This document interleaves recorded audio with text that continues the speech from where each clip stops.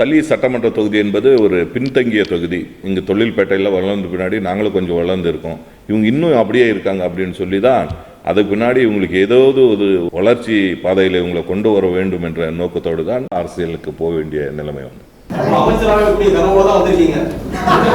நீங்க நாம் தமிழர் கட்சியில் இருக்கும் போது அமைச்சராகக்கூடிய முதலமைச்சராகக்கூடிய கனவுலே தான் அந்த கட்சியை கட்டணும். அனைத்து இந்திய அண்ணா திராவிட முன்னேற்ற கழகம் திராவிடம் என்கிற சொல்லை தாங்கி நிற்கிறது என்பதை விமர்சனத்துக்கு போதுமானதா அப்படிங்கிற கேள்விதான். சீமானிசம் என்று சொல்லப்பட்ட போது அதை நான் மறுத்தேன். அப்படி ஒரு இசம் இல்லை. சீமானிசம் போல இசம் என்று ஒரு தத்துவ நிலைப்பாடு இருப்பது போல ஒரு மாய தோற்றத்தை உருவாக்கினால் கட்டாயமாக அதை ஏற்றுக்கொள்ள முடியும். பழைய கால மகாராஜாக்களினுடைய ஆட்சி நடப்பதை போல தனக்கு பிறகு தன்னுடைய வாரிசு, அதற்கு பிறகு அவர்களுடைய வாரிசு என்கிற நிலையிலே நடந்து கொண்டிருக்கிற இயக்கங்கள் இல்லாமல் மரியாதைக்குரிய லியோனி போன்றவர்கள், மரியாதைக்குரிய நாஞ்சில் சம்பத் போன்றவர்கள் எல்லாம் வைத்து எவ்வளவு தரமாக அவர்கள் பேசுவார்கள் என்பது நாம் அறிந்த செய்திதான். தமிழ் தேசியம் பேசுகிற அமைப்பில் இருந்தபோது கூட தனி தமிழ்நாடு என்பதல்ல முழக்கம். அப்ப நாங்க சொன்னது ஒரு தமிழர் தமிழ்நாட்டை ஆள வேண்டும் என்கிற முழக்கத்தை வைத்தோம். நல்ல தமிழர் ஒருவர் நல்லாட்சி கொடுத்துக் கொண்டிருக்கிறார் என்பதுதான் இப்பொழுது என்னுடைய வாதம். திகாவோ திமுகவோ சொல்லிக் கொண்டிருப்பதை போல ஒரு அந்த திராவிட அடிப்படைவாதம் அதற்குள்ளே நாங்கள் போகவில்லை. விஜயலட்சுமி அவர்கள் என்றைக்காவது என்னுடைய பெயரை குறிப்பிட்டு அவருக்கு தெரியும் என்று சொன்னால் உறுதியாக நான் பதில் சொல்றேன். அங்கே சுட்டுக் கொல்லப்பட்டது சரிதான், அப்படித்தான் சுட்டுக் கொல்லப்பட வேண்டும் என்பதல்ல நிலைப்பாடு. விசாரிக்காமல் விடுவதும், விசாரித்து எந்த விதமான நீதியும் தீர்ப்பும் வழங்க மாட்டோம் என்று சொல்வதும் அரசு பயங்கரவாதம். சீமானுக்கு உங்களுடைய அறிவுரை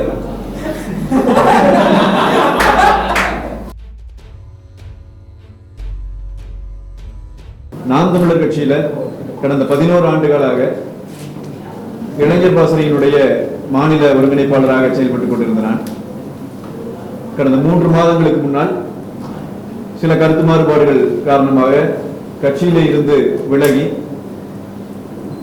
வேறு அமைப்புகள் எதிலையுமே பணியாற்றாம ஆனால் சமூக பணிகளில் தொடர்ச்சியாக ஈடுபட்டுக் கொண்டிருந்தோம்.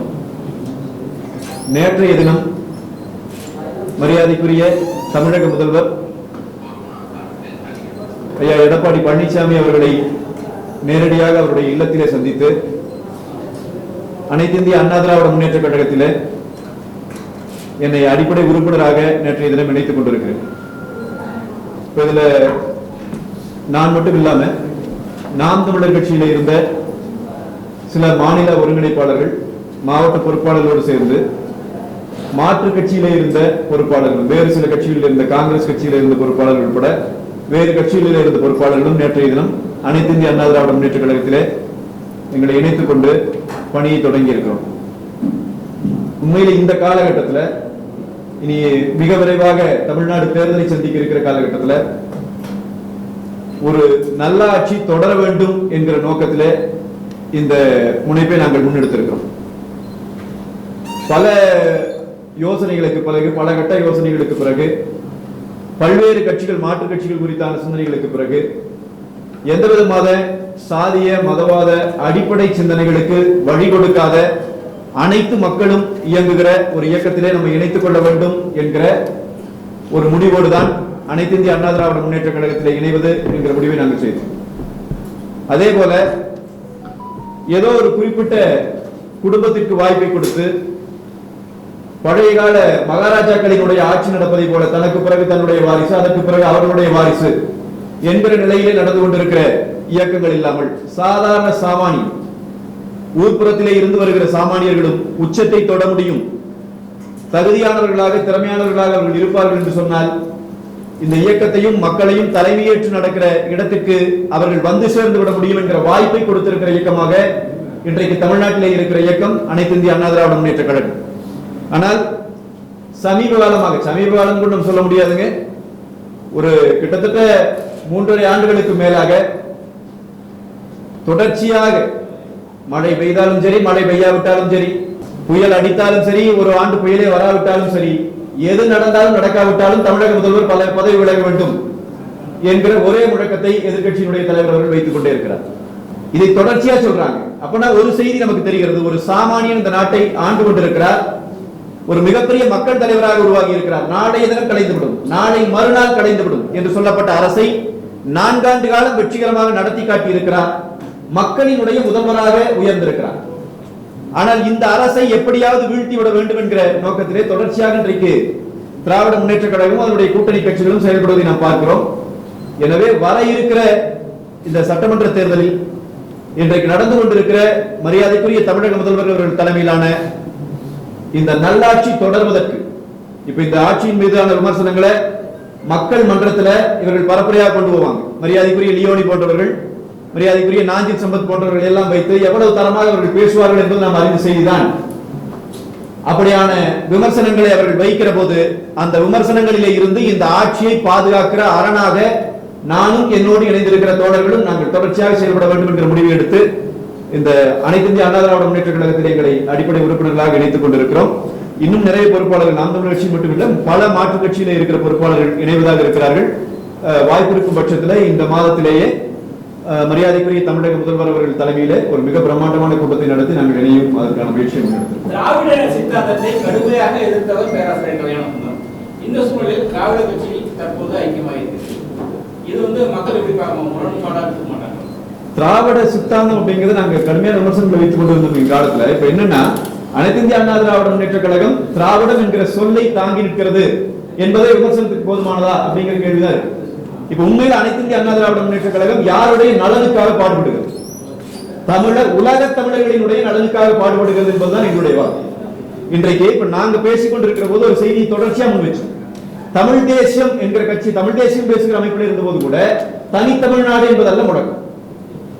இந்திய அரசியலமைப்பு சட்டத்துக்கு உட்பட்டு நானே 2 முறை தேர்தலில் நின்றிருக்கிறேன். இந்திய அரசியலமைப்பு சட்டத்தை முழுமையாக ஏற்றுக்கொண்டிருந்தோம்.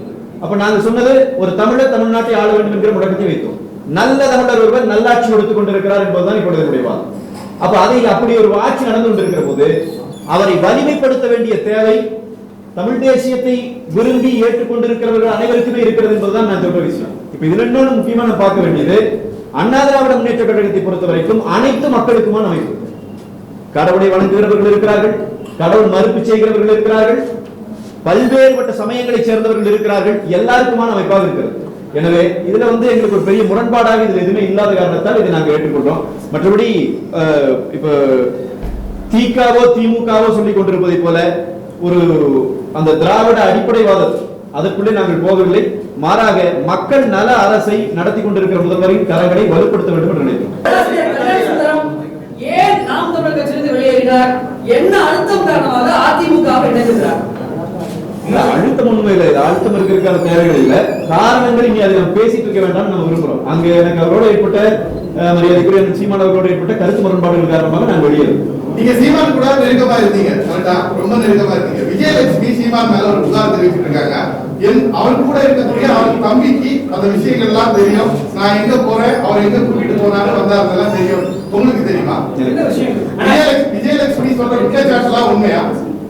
இல்ல இப்ப நான் நான் தமிழ் கட்சியிலிருந்து வெளியேறி இருந்தாலும் அந்த தலைவர் கூட பயணிச்சிருக்கீங்க. அந்த தலைவரோட முழுமையான செயல்பாடுகள் எல்லாம் தெரியும்ன்றீங்க. எல்லாம் தெரியும், அவருக்கு என்ன பண்ணாலும் உங்களுக்கு தெரியாம இருக்க வாய்ப்பு இல்ல. விஜயலட்சுமி அதுதான் சொல்றா, அவர் கூட இருக்கக்கூடிய அனைவருக்குமே தெரியும், என் சார்ந்த பிரச்சனைகள் தெரியும். இப்போ சீமான் எடுத்துக்கூடிய இந்த முடிவு அபட்டமானது அப்படின்னு சொல்றாங்க. நீங்க என்ன சொல்றீங்க? விஜயலட்சுமியோட குற்றச்சாட்டு உண்மையா பொய்யா? விஜயலட்சுமி அவர்கள் என்றைக்காவது என்னுடைய பெயரை குறிப்பிட்டு அவருக்கு தெரியும் என்று சொன்னால் உறுதியா நான் பதில் சொல்றேன். கண்டிப்பா சொல்ல மாட்டாங்க, எனக்கு தெரியாது. அந்த காலகட்டத்தில் நீங்க அவர் கூட பயணிச்சிருக்கீங்க. விஜயலட்சுமி கூறிய குற்றச்சாட்டு எல்லாம் கரெக்டா இருக்கும் அப்படின்னு நினைக்கிறீங்களா? உங்க தலைவர் கரெக்டானவரு, ஏற்கனவே அந்த தலைவர் கரெக்டா இப்படி பண்ணிருக்க மாட்டார் அப்படின்னு நினைக்கிறீங்களா? நான் இப்ப அதை பத்தி ஏன் கருத்து சொல்ல நினைக்கிறேன். அது சட்டப்படியான நடவடிக்கையில் அவங்க போனாங்கன்னா அது சட்டப்படியா என்ன நடவடிக்கை அது வரட்டும். அதை நான் ஒண்ணு அவங்களையும் இப்போ அவங்க சொல்ற சரியா இவர் சொல்ற சரியான ஆராய்ச்சி பண்ற இடத்துல நான் இல்லைன்னு சொல்றேன். இப்ப நான் அந்த அமைப்பில் இருக்கும்போது இந்த கேள்வி கேட்டிருந்தாங்கன்னா அது பதில் சொல்ல வேண்டிய தேவை இருக்கிறது. இன்றைக்கு அதை விட்டு வந்த பிறகு நான் இன்றைக்கு ஒரு பதில் சொன்னனால அது மேல அவர் மேல ஏதாவது அவதூறு செய்திகளை வீசுவது போலதான் அமைப்பு. அது தேவையில்லைன்னு நான் சொல்றேன். தெரியுமா தெரியாது அவர் அப்படி நடந்துக்க உண்மையே தெரியாது. அந்த குற்றச்சாட்டுகள் உண்மையா பொய்யா அப்படிங்கிறது பழக்க வழக்கங்கள் தெரியலையா அவங்களுக்கு? அதை பேச வேண்டிய தேவை இருக்கான்னு நான் கேட்கிறேன். அது என்ன தேவை இருக்குன்னு நான் கேட்கிறேன். நான் அமைப்புக்கு வந்துட்டேன், அதை அவரை போய் நான் ஏன் வந்து பேசுறேன்? அவர்கள் இம்பார்ட்டன்ஸ் கொடுக்காதனாலதான் கல்யாணசுந்தரம் வெளியே வந்திருக்காரு அப்படிங்கறத புரிஞ்சுக்கலாமா? அது நான் ஏற்கனவே அவர் சொல்லியிருக்கிறேன். என்னுடைய நேர்காணல் நான் சொல்லியிருக்கிறேன். தொடர்ச்சியாக என்னோட பேசுவதை தவிர்த்து கொண்டிருந்தார். 6 மாதத்துக்கு மேலாக பேசுவதை தவிர்த்திருந்தார். நான் மீண்டும் மீண்டும் முயற்சி செய்த போதும் பேச முடியாத சூழல் இருந்தது. கட்சி நிர்வாகிகள் மத்தியில ஒரு தவறான கருத்துக்களை பரவ வச்சிருந்தார்கள். குற்றச்சாட்டுகள் நாங்கள் ஏற்கனவே பேசியிருக்கோம். அதுக்கு அவர் பதில் சொல்லியிருக்காரு. அது முடிஞ்சு போச்சு. அதிமுக எம்ஜிஆர் எம்ஜிஆர் அதிமுக தனிமை வழிபாடு நிறைய பேர் இருக்கு. எம்ஜிஆர் பிடிக்கிறாங்க, ஜெயலலிதா பிடிக்கிறாங்க, அதே மாதிரி எடப்பாடி பிடிக்கிறாங்க. அப்படி சொல்லிட்டு போனவங்க தனிமனித வழிபாடு அதிகமாக இல்லைங்க. இப்ப மார்க்சியம் ஒரு இசம் இருக்கு. மார்க்சினுடைய தனிமனித வழிபாடாக அதை பார்க்க வேண்டியது. சீமானிசம் என்று சொல்லப்பட்ட போது அதை நான் மறுத்தேன். அப்படி ஒரு இசம் இல்லை, அது ஒரு தத்துவமாக இல்லைன்னு சொன்னேன். ஒரு தத்துவ நிலைப்பாடாக முதிர்ச்சி அடையாத ஒரு விஷயம், அதை பேச வேண்டிய அவசியம் இல்லைன்னு சொன்னேன். தனி மனித வழிபாடு என்பது எங்குமே ஏற்றுக்கொள்ளல, இங்கும் இல்லை, எங்கேயுமே ஏற்றுக்கொள்ளல. இல்லாத ஒரு தலைவரே அவங்க இப்ப வந்து இருந்த ஒரு தலைவர்கள் சில சாதனைகளை செய்யறாங்க, அவங்க மறைந்த காலத்திற்கு பிறகு அவர்களை பார்ப்பதும், ஒருவரை வந்து அவர் பேர்ல ஒரு இசத்தை உருவாக்கி கொண்டு வருவதற்கும் நிறைய வேறுபாடுகள். இன்றைக்கும் நான் சொல்லுகிறேன், சீமானிசம் போல இசம் என்று ஒரு தத்துவ நிலைப்பாடு இருப்பது போல ஒரு மாய தோற்றத்தை உருவாக்கினால் கட்டாயமாக அதை ஏற்றுக்கொள்ள முடியும்.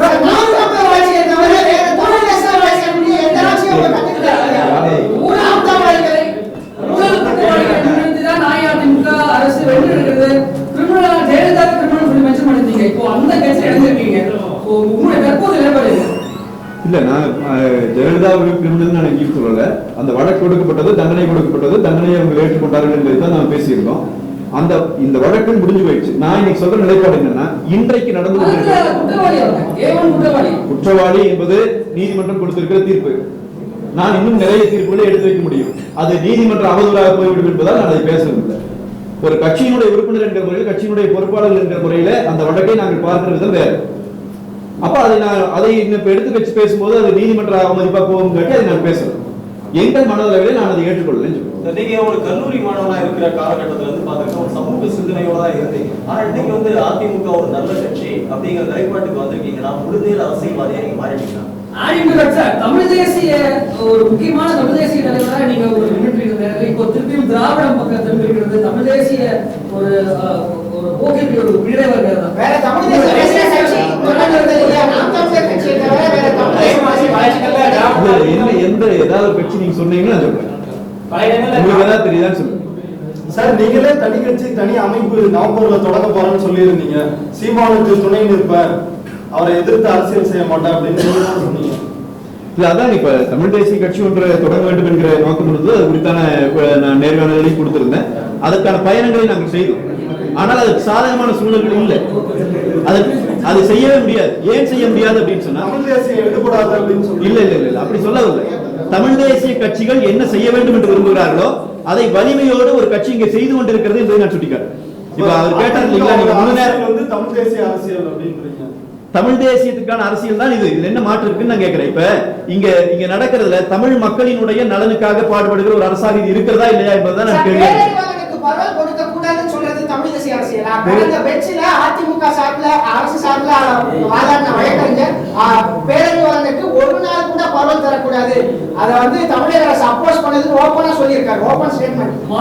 தமிழ் தேசியத்தை ஆதரிக்கக்கூடிய அரசா இந்த அரசு தான். அதாவதுங்க 91, 92களில் கைது செய்யப்பட்டவங்க தான் 7 பேர் இல்லைங்களா? இதற்கு பிறகு பல முறை பல அரசுகள் மாறி மாறி நடந்தது. 2011ஆம் ஆண்டு அண்ணா திராவிட முன்னேற்ற கழக அரசு அமைந்த பிறகுதான் சட்டமன்றத்தில் தீர்மானம் போடப்பட்டது. மரண தண்டனை என்று மரியாதைக்குரிய அண்ணன்கள் முருகன், சாந்தன், பேரறிவாளன் அவர்களுக்கு மரண தண்டனை என்று அறிவிக்கப்பட்ட போது மரண தண்டனையை ரத்து செய்ய வேண்டும் என்கிற தீர்மானத்தை முன்மொழிந்து தீர்மானத்தை நிறைவேற்றிய அரசு அண்ணா திராவிட முன்னேற்ற கழக அரசு. மறுக்க முடியுமா? அந்த மரண தண்டனை தூக்கு கயிறு அறுந்து போனது. அதன் பிறகு 7 பேரினுடைய விடுதலை அவசியம் என்று சொல்லி நான் இன்னும் தெளிவாக சொல்லுவேன். தங்கை சகோதரி அவர்கள் சகோதரி செங்கொடி அவர்கள் தீ குடித்த போது அதை நீங்க சொல்றதெல்லாம் அம்மையார் ஜெயலலிதா அவர்கள் உயிரோடு அவர் இறந்த போயிட்டு எழுதுறையோ அந்த விஷயத்துல எடப்பாடி அவர்களுடைய அரசு எந்த விதமான நடவடிக்கை கிடையாது. நான் வரல சொல்றேன், அதனுடைய தொடர்ச்சி சொல்றேன். அப்போ அவங்க செங்கொடி அவர்களுடைய பெயரை சட்டமன்றத்தில் குறிப்பிட்டு தீர்மானம் போட்டால் 7 பேரின் விடுதலைக்கான தீர்மானம் போடப்பட்டது. மத்திய அரசு அன்றைக்கு இருந்த காங்கிரஸ் அரசு மறுத்த காரணத்தினால் அது நின்று போனது. எல்லாரும் ஏற்றுக்கொள்ள வேண்டிய விஷயம் தான். ஒரே நிமிஷம் சொல்றேன். அதன் பிறகு ஒரே நிமிஷம் முடிச்சிடறேன். இதை நான் முடிச்சிடறேன். அவருடைய கேட்ட கேள்வி பதில் சொல்லிடுறேன். அதன் பிறகு இப்ப 7 பேருடைய விடுதலை இது குறித்தான பேச்சு இன்றைக்கும் அரசு தீர்மானம் நிறைவேற்றி தான் கொடுத்திருக்கு. இன்றைக்கும் 7 பேர் விடுதலையை அனைத்து இந்திய அண்ணா திராவிட முன்னேற்ற கழகம் ஆதரிக்கிறது. நீங்க என்னுடைய நோக்கத்துக்கு புரிஞ்சு சொல்லக்கூடாது, அதனால நான் தெரியப்படுத்துறேன். உடல்நிலை சரியில்லாம இருக்காரு அப்படிங்கிற கோரிக்கைக்காக தான் பரவல் கோரிக்கை விடப்படுது. அதை அனுமதிச்சிருக்கணும். ஆனால் ஒரு நாள் கூட இதுக்கு மேல வந்து பரவல் நீட்டிக்கப்பட மாட்டாது அப்படின்னு தமிழக அரசு சார்பில் வாதாடப்படுது. இது ரொம்ப நாளா இன்னும் 2-3 வாரத்துக்கு முன்னாடி தான் இந்த மாதிரி சம்பவம் நடந்திருக்கு. இப்படி தமிழ் தேசிய கொள்கை தான் அதிமுகவுடைய சிந்தனை அப்படிங்கறத நீங்க எப்படி சொல்றதை எப்படி ஏத்துக்க முடியும்? இங்க பாருங்க, அண்ணன் பேரறிவாளன் அவர்களுக்கு முன் எப்போதும் இல்லாத அளவுக்கு தொடர்ச்சியாக பரவல், பேரறிவாளன் மட்டுமல்ல, அண்ணன் ராபர்ட் பயஸ் அவர்கள் கடந்த 1.5 மாதங்களுக்கு முன்னால் அவரும் பரவல் வெளிவந்தார். பரவல் எக்ஸ்டென்ஷன் கேட்கப்பட்ட போது பரவல் எக்ஸ்டென்ஷன் வழங்கப்பட்டது. எந்த அரசுக்கு வழங்கப்பட்டதுங்கிறதா என்னுடைய கேள்வி. அப்ப ஒருவேளை அண்ணா திராவிட முன்னேற்ற கழகம் இந்த 7 பேர் விடுதலையாக கூடாது, இந்த 7 பேர் இப்படியே தான் இருக்க வேண்டும் என்று ஒரு நிலை எடுக்கும் என்று சொன்னால் இந்த வாய்ப்புகளை உருவாக்கி கொடுத்துக் கொண்டிருப்பார்களா என்கிற கேள்வி தான் வைக்கும்.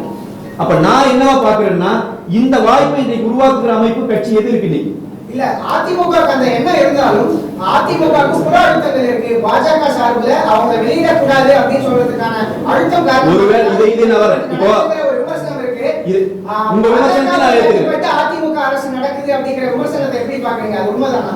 உங்க விமர்சனத்துக்கே நான் வரேன்.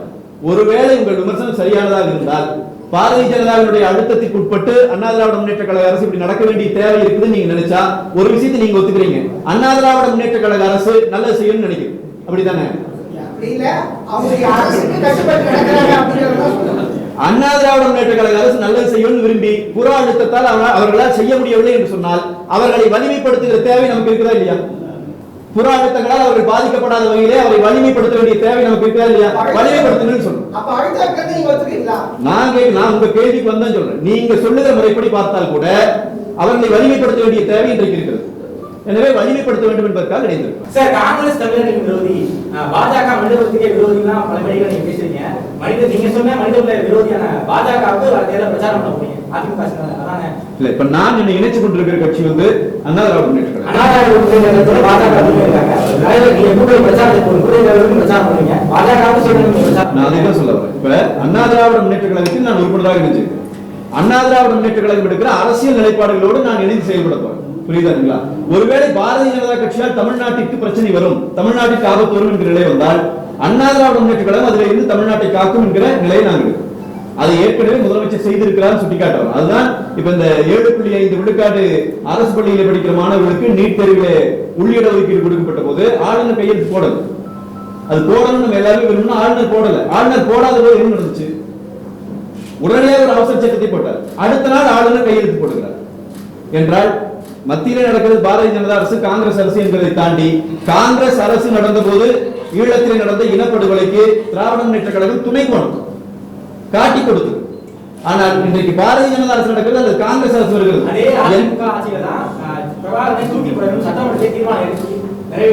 சட்டமன்றத்தில் தீர்மானம் நிறைவேற்றினார்கள். 2011ஆம் ஆண்டு அம்மையார் ஜெயலலிதா அவர்கள் இங்க நாட்டினுடைய முதலமைச்சராக பொறுப்பேற்ற பிறகு இலங்கையின் மீது பொருளாதார தடை விதிக்க வேண்டும், அங்கே நடந்திருப்பது இனப்படுகொலை என்கிற தீர்மானத்தை தமிழக சட்டமன்றத்தில் நிறைவேற்றினார்கள். 2009 இனப்படுகொலை, 2011 ஆட்சி மாற்றம், 2 ஆண்டு காலம் ஆட்சியில் இருந்தவர் திராவிட முன்னேற்ற கழகத்தினுடைய தலைவர் மரியாதைக்குரிய ஐயா கலைஞர் கருணாநிதி அவர்கள் தீர்மானம் போட்டாரா?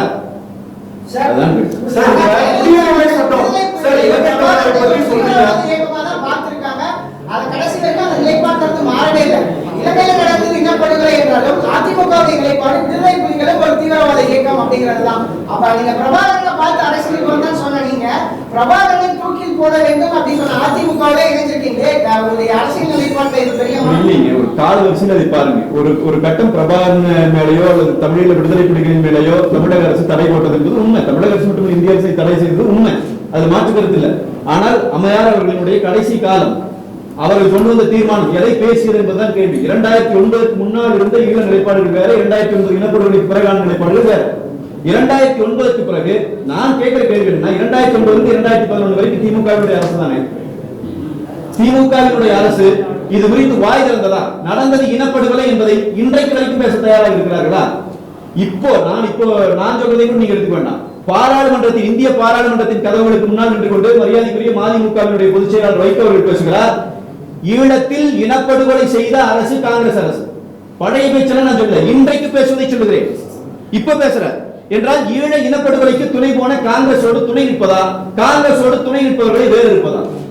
எது சரி என்கிற கேள்வியை முன்னால் வைக்கிறது யதார்த்தத்தில் முடிவெடுக்கும்.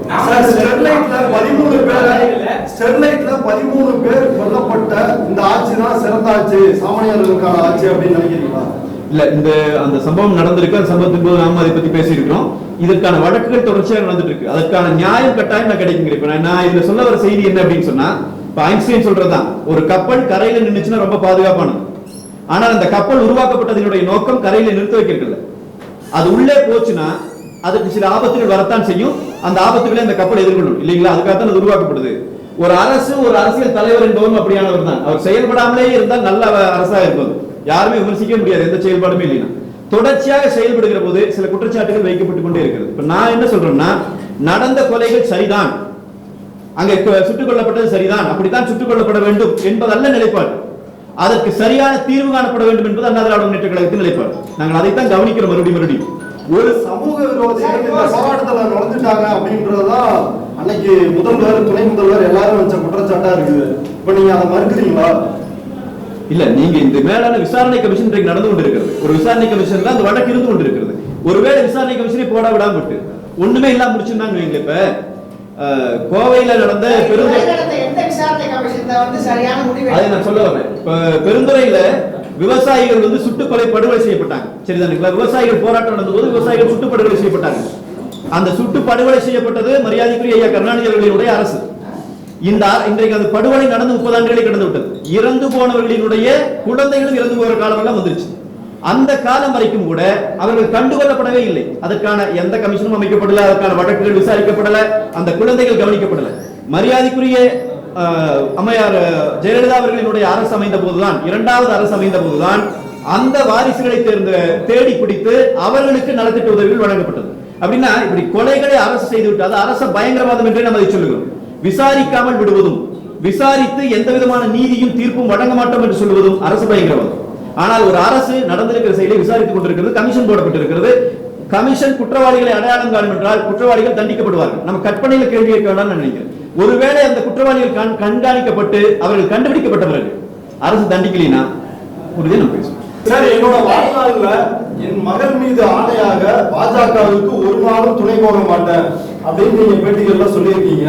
இப்ப பாஜகவோட கூட்டணியில இருக்கிற கட்சியில போய் இணைஞ்சிருக்கீங்க, என்ன சொல்ல வரீங்க?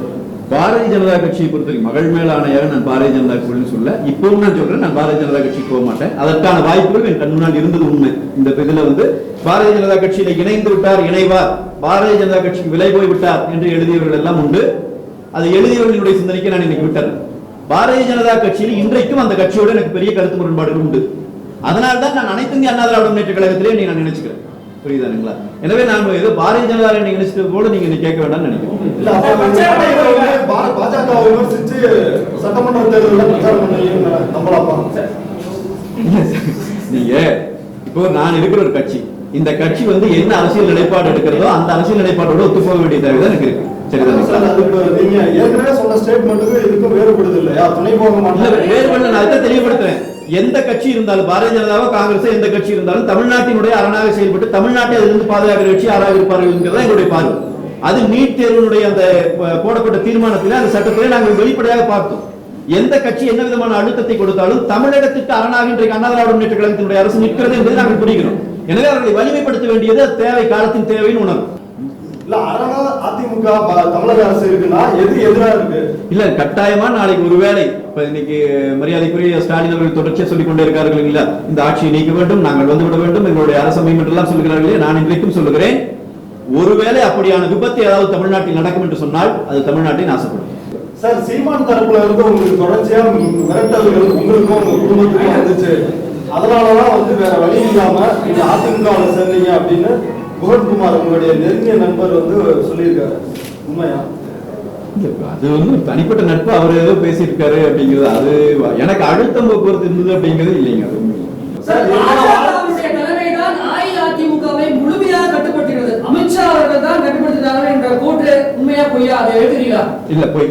சார், இப்ப உங்க கூட நாம் தமிழர்ல இருந்து வேற யார் எந்தெந்த நிர்வாகிகள் வந்து உங்க கூட இப்ப அதிமுகவுல சேர்ந்ததா இருக்கிறாங்க? அதே போல தமிழ் முழுவதும் பிரச்சாரம் பண்ண போறீங்களா? இல்ல, இப்ப நாங்க வந்து எதை முன்னிறுத்தி அதிமுகவுக்கு வாக்கு சேகரிக்க போகிறீர்கள்? இப்ப நாங்க வந்து ஒரு அடிப்படை உறுப்பினராக நினைச்சிருக்கேன். அப்ப அடுத்தது வந்து மாநிலம் முழுவதும் பரப்புரை செய்வதற்கான வாய்ப்புகள் இந்த அமைப்பில் எனக்கு வழங்கப்படும் சொன்னா கட்டாயமாக மாநிலம் முழுவதும் நான் பரப்புரை செய்வேன். அது என்ன மாதிரி முடிவுங்கிறத கட்சியினுடைய தலைமை எடுக்க வேண்டியது. இப்ப நாங்கள் நேற்று இணைந்த போது வீரத்தமிழர் முன்னணியினுடைய மாநில ஒருங்கிணைப்பாளராக இருந்து எனக்கு முன்பாகவே அமைப்புல இருந்து வெளியேறியிருந்த மரியாதைக்குரிய அருண் ரங்கராஜன் அவர்கள் அவர் தன்னை அண்ணா திராவிட முன்னேற்ற கழகத்தில் என்னோடு சேர்ந்து நேற்று அவரும் இணைத்துக் கொண்டார். அதே போல கோவை மாவட்டத்தினுடைய மகளிர் பாசறையினுடைய பொறுப்பாளராக இருந்த உமா மகேஸ்வரி அவர்கள், இப்படி நான் சொல்ல நிறைய 3-4 மாநில பொறுப்பாளர்கள், திருப்பூர் மாவட்ட செயலாளராக இருந்த மோகன் அவர்கள் இப்படி இணைச்சிருக்காங்க. இன்னும் தொடர்ச்சியாக இணைப்புகள் நடைபெற இருக்கிறது. அது அது நாம் தமிழர் கட்சியில் இருந்து மட்டுமான இணைப்பாக இல்லை. இப்ப நேற்று பாத்தீங்கன்னா கோயம்புத்தூரினுடைய மாவட்ட செயலாளராக காங்கிரஸ் கட்சியின் மாவட்ட செயலாளராக இருந்த சிங்கையஸ் குமாரவேல் அவர்கள் அவர் நேற்று எங்களோடு சேர்ந்த அண்ணா திராவிட முன்னேற்ற கழகத்தோடு இணைந்திருக்கார். காங்கிரஸ் கட்சியிலிருந்து கொஞ்சம் இணைந்திருக்கார். இப்படி மாற்று கட்சியில இருக்கிறவர்களையும் இணைத்து ஒரு வலிமை மிக்க அணியாக அண்ணா திராவிட முன்னேற்ற கழக அணி தொடர்வதற்கான வாய்ப்பினை ஏற்படுத்தி அவருக்கு போட்டியாதான் அதிமுக சார்பான எல்லாமே இருக்கீங்களா அப்படி எடுத்துக்கலாமா? ஏன் அப்படியே நீங்க அப்படியே எடுக்கணும். அப்படி ஒண்ணு இல்லை. கார்த்திகை சிவசனாலே அவர் எனக்கு நண்பர் தான். அது ஒண்ணு இல்லை. அவருக்கு எனக்கு என்ன எடுக்குது? அதிமுக ஒரு உறவு பாசம் இருக்கு அப்படிங்கிற ஒரு விமர்சனம் வைக்கப்படுது. உறவு பாசமா நீங்க அதிமுக என்ன வெளிப்படையாவே சொல்லுங்க, என்ன பிரச்சனை? 3 மாசத்துக்கு முன்னாடி வரைக்கும் வேற உறவு முறை இருந்ததுன்னா என்ன?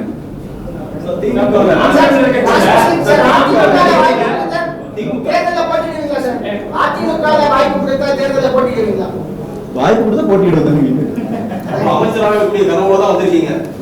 இல்ல, நீங்க நாம் தமிழர் கட்சியில் இருக்கும் போது அமைச்சராகக்கூடிய முதலமைச்சராகக்கூடிய கனவுல தான் அந்த கட்சியவே கட்டணும். சரிங்களா? என்னங்க நிலைப்பாடு என்ன? அவங்க குறித்த என்ன நிலைப்பாடு? இல்ல, அதிமுக முக்கியமான பவர் சென்டர்ல சசிகலா இருந்தாங்க. இப்போ அவங்க இல்ல, பெரிய டாலிக்ஸ் நடந்துட்டு இருக்கு. அவங்க குறித்து உங்க நிலைப்பாடு கருத்து இருக்கா? நீங்க சொல்றதா என்னோட கருத்து. ஒரு பவர் சென்டரா இருந்திருக்காங்க. இப்ப இன்னைக்கு அவங்க இல்ல, அவங்க விடுதலையாக போறாங்க. அது எனக்கு தெரியும். அது வரைக்கும் வந்தால் என்ன நடக்கும்? அதிமுக அந்த அளவுக்கு எனக்கு செய்ய முடியலைங்க. எனக்கு தெரியல. லியோனியையும் சாதி சமத்தையும் பேசக்கூடியவர்களுடைய பிரச்சாரமும் அந்த கட்சியோ எப்படி இருக்குன்னு கேட்டீங்க. அமைச்சர் ராஜேந்திர பாலாஜியோ அல்லது நடிகை இந்தியாவோ பேசக்கூடிய பேச்சுகள் எப்படி இருக்கு? இல்ல, நான் என்ன கேட்கிறேன்னா, இப்ப அமைச்சர் ராஜேந்திர பாலாஜி அவர்கள் ஒரு அமைச்சர் பொறுப்பில் இருக்கக்கூடிய ஒருத்தர், ஒரு அரசியல் கட்சியில் இருக்கிறாரு. அவர் இந்த ஒரு பரப்புரையாளராக களம்புகிறவர். ஒரு கேள்வி வைக்கப்படுகிற போது, ஒரு அவதூறு பேசப்படுகிற போது அவருக்கு பதில் சொல்றாரு. ஆனால் இப்ப இவங்க ஒரு பேச்சாளராக பரப்புரையாளர்களாக களத்தில் நிற்கிறவர். நீங்கள் நாஞ்சில் சம்பத் அவர்கள் இன்றைக்கு வரைக்கும் திமுகவில் தன்னை இணைச்சிக்கல. ஏன் இணைச்சிக்கலன்னா அவருக்கே தெரியும் திமுகவிற்கு இனி போகிறேன் என்று அவரால் சொல்லவே முடியாது. அந்த அளவுக்கு திமுகவோடு அவராலேயே உடன்பட முடியலங்கிறத உண்மை. அதனாலதான் என்ன சொல்றாரு, நான் நடுநிலையாளராகவே இருப்பேன், ஆனால் திமுகவுக்கு வாக்கு கேட்பேன் என்கிற நிலையை எடுக்கிறார். புரியுதுங்களா? திமுகவுக்கு போவேன் என்று சொல்லுகிற அளவுக்கு தைரியம் கூட அவர்கள் வர முடியாது. லியோனி அவர்கள் அங்கே இருக்கிறார். பட்டிமன்றம் நடத்தி கொண்டிருந்தாலே பரவாயில்லை என்கிற மாதிரி தான் அவருடைய பேச்சுகள் இருக்கு. கடந்த சமீபத்தில் அவர் பேசிய ஒரு பேச்சு நான் கேட்டேன். ஒரு எவ்வளவு தரம் தாழ்ந்த அரசியல் விமர்சனத்தை செய்ய முடியும் என்பதற்கு எடுத்துக்காட்டாக இன்றைக்கு லியோனி அவர்கள் திகழ்ந்து கொண்டிருக்கிறார். அப்ப இவர்களை போன்றவர்களை எதிர்கொள்ள வேண்டிய தேவை இங்கே பரப்புரையாளர்களாக இருக்கிறவர்களுக்கும் இருக்கிறதுன்னு சொல்லுவோம். அவங்க பேசுறது அனாவசியமா இருக்குன்னு சொல்றீங்க. ஒரு பேச்சாளராக இருக்கக்கூடிய வித்யா பேசுறது கூட பரவாயில்ல. அமைச்சர் பொறுப்பு இருக்கக்கூடிய ஒரு பேசக்கூடிய பதில் சொல்றதுக்கு வித்தியாசம் இருக்குங்க. ஒரு பிரச்சனையை நாம் பேசுவதற்கும் பதில் சொல்வதற்கும் வித்தியாசம் இருக்கு. சரிங்களா? இப்ப நீங்க பேசிட்டே இருக்கிறீங்க, ஒரு சிலத்துறை அவருடைய கோப எல்லையை அதிகமா தூண்டி விட்டீங்கன்னா சில வார்த்தைகளை அவங்க பேசுறாங்க. சரின்னு யாரும் வாதில் இல்லை. அதை தவிர்த்துக்கிறதுக்கு தான் எல்லாருமே பார்த்துட்டு இருக்காங்க. அது ஒரு பிரச்சனை இல்லை. ஒரு பேச்சாளராக இருக்கிறவர், ஒரு பரப்புரையாளராக இருக்கிறவர் ஒரு குறைந்தபட்ச அரசியல் நாகரிகத்தை பேண வேண்டும் நான் சொல்றேன். ஒரு நாட்டினுடைய முதலமைச்சரை அவன் இவன் என்று அந்த வார்த்தைகளை பயன்படுத்தி பேசுவதை அரசியல் நாகரிகம் என்று நாம் ஏற்றுக்கொள்ள முடியுமா? சார், இறுதியான क्वेश्चन சார். சீமானை நம்பி பயணிக்கும் தம்பிகளுக்கு நீங்க சொல்ல விரும்புவது என்ன சார்? சீமான் அவர்களை நம்பி பயணிக்கும் தம்பிகள் மட்டுமல்ல, எல்லாருக்கும் நான் சொல்ல விரும்புவது, சுயமாக நாம் சிந்திப்போம். நாம் சரி என்று படுகிற அரசியல் பாதையை தேர்ந்தெடுப்போம். நம்முடைய இறுதி லட்சியத்தை நோக்கி பயணிப்போம். சீமானுக்கு உங்களுடைய அறிவுரை என்ன? தம்பி சீமானோட தம்பி தான். அதுல என்னைக்கும் மாற்றம் இல்லை. வயதுல தம்பி தான். அந்த வயது ஒரு அண்ணனுக்கு என்ன சொல்றது? நான் அறிவுரை சொல்லி கேட்கிற அளவுக்கு அண்ணன் இல்லை. வெளிநாட்டுல இருந்து பணம் வருது. அந்த பணத்துக்கு அவருக்கு வர வேண்டிய பணம் உங்களுக்கு ஒரு குற்றச்சாட்டு இருக்கு. அதை பத்தி உங்களுடைய கருத்து என்ன? இந்த குற்றச்சாட்டை யாரு வைக்கிறாங்கிறதாவது என்னோட கேள்வி. ஃபேக் ஐடியில் எழுதாம இது நேரடியா ஒரு கேள்வியாக யாராவது வச்சாங்கன்னா கூட அதுக்கு நான் பதில் சொல்லலாம்னு நான் நினைக்கிறேன். சீமான் அவர்கள் அவர் பேசியதிலேயே அப்படியான ஒரு குற்றச்சாட்டை வைக்கல. நான் ஏற்கனவே சொல்லியிருக்கிறேன், அப்படி ₹1 என் மீது ஒரு குற்றச்சாட்டு இருக்கும் என்று சொன்னாலும் அது நிரூபிக்கப்பட்டால் நான் நடுரோட்டில் நின்று தீ குளிப்பேன். இப்பவும் நான் அது உறுதியா இருக்கேன். விவசாயிகள் டெல்லியில் வந்து போராடக்கூடிய அவர்கள் உரிமையை கேட்கக்கூட முடியாமல் அவர்கள் வரக்கூடிய பாதைகளெல்லாம் வெட்டி போட்டுட்ருக்காங்க. எத்தனை பாதைகளை வெட்டி போட்டாலும் ஒரு புரட்சி கிளம்பிவிட்டால் அந்த புரட்சி யாரும் தடுத்து விட முடியாது. இன்றைக்கி கேரளா மாநகராட்சி தேர்தல் முடிவுகளை பார்த்துட்ருக்கோம். காலையிலேருந்து ஒரு இடத்துல கூட ஜெயிக்கல. சுயேட்சையை 4 இடத்துல ஜெயிச்சிருக்காங்க. ஒரு இதில் இவங்க என்ன ஒன்றுத்துக்கும் தேராத கதையாக போயிட்டுருக்காங்கன்றது எல்லாத்துக்கும் தெரியும். ஆக மக்கள்